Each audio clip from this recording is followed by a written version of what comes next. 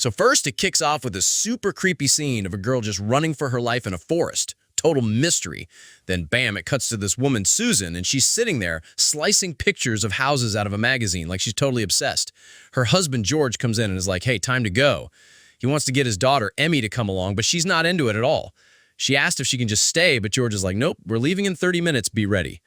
A little later, Emmy's on the phone with her friend, basically spilling the beans that she thinks her stepmom, Susan, is a total fake and doesn't trust her one bit.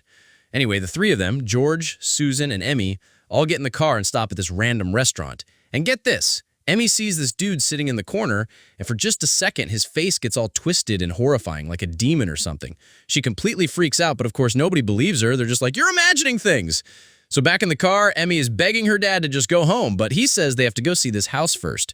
So they drive forever and finally get to this house with a for sale sign out front. And on the sign is a picture of the owner. And surprise, it's the same creepy guy from the restaurant. Emmy's like, Dad, that's him, that's the guy. But you'd think they would listen, but no, they totally blow her off again. So they go up to the house, and no one's even there. There's just this weird speaker that says, welcome, feel free to look around, that you can press a button for more info. It's super weird. Then another family just pulls up in a Jeep and says they've been to the house before.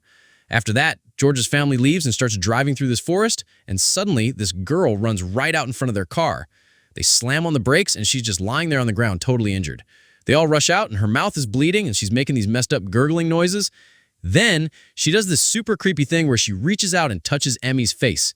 And then right on cue, the other family from the house drives up, grabs the injured girl, throws her in their Jeep, and just takes off. So now, Total both disaster. families are Super totally suspicious, stuck right? in front of this for sale house. They try to leave, but their cars just won't start. They're trapped. The dad from the other family is like, we should just go inside. But his wife is saying it's a terrible idea. Even Emmy points out that the injured girl is freaking out and does not want to go in. But her dad, George, is all, don't be scared, we'll stick together, and basically pushes everyone inside.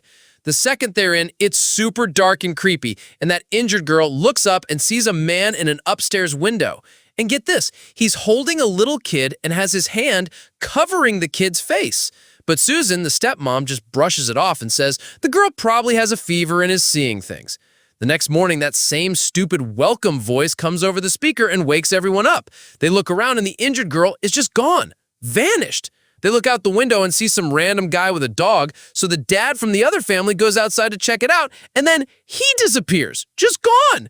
A little while later, they find the injured girl back inside the house, and this is so messed up. They realize her tongue has been cut out. That's why she couldn't talk. Then bam, a whole month passes. A month! They're all still trapped in this house. The mom from the other family is cleaning when she looks out the window and sees a little girl, and it's her own daughter who's supposed to be dead. Total ghost sighting. Meanwhile, her son Jason, who walks with crutches, is starting to recover.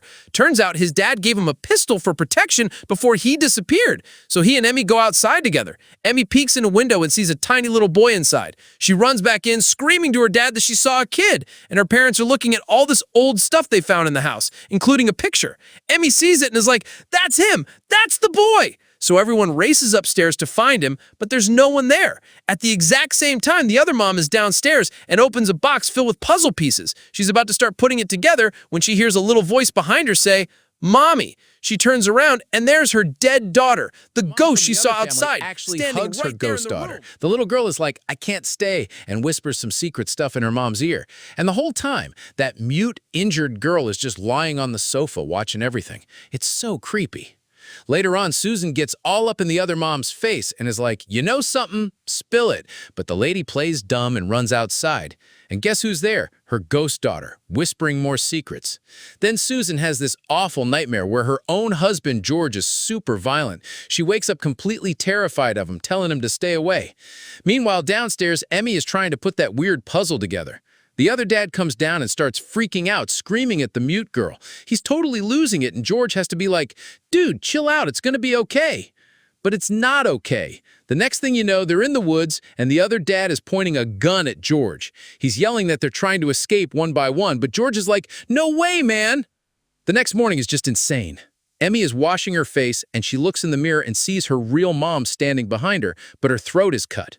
A ghost. And that's when Susan just completely snaps. She grabs a small knife and a hammer, sneaks up behind the other dad, and just whacks him in the back. He's dying, and this son, Jason, is begging him, "Dad, how do we get to the road?" But he dies before he can answer. It's a total disaster. George grabs Emmy and the mute girl and tells Susan to get a grip. He decides he has to go find the road himself, so he gives the gun to Emmy and tells her to protect herself. So George is wandering through the forest when he hears someone say hello. It's Ron, the creepy ghost owner, with his dog. But then George turns around, and get this, he sees an exact copy of himself. A freaking twin.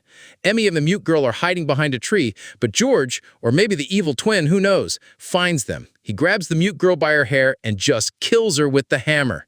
She's dead. Emmy is so horrified she just raises the gun and shoots him, so her dad is dead too. Now she's all alone and just runs. She runs through the forest until she sees a car and throws herself right in front of it.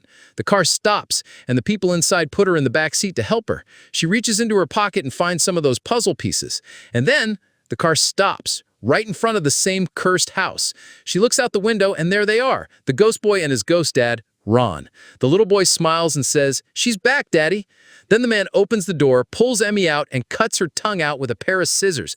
And that's the huge twist. It's all a loop. The ghosts just keep doing this to everyone who comes. And Emmy, she's the new strange girl. Now she's the mute one who's going to run in front of the next family's car, and they'll bring her to the house, and the whole messed up story will just happen all over again. Forever.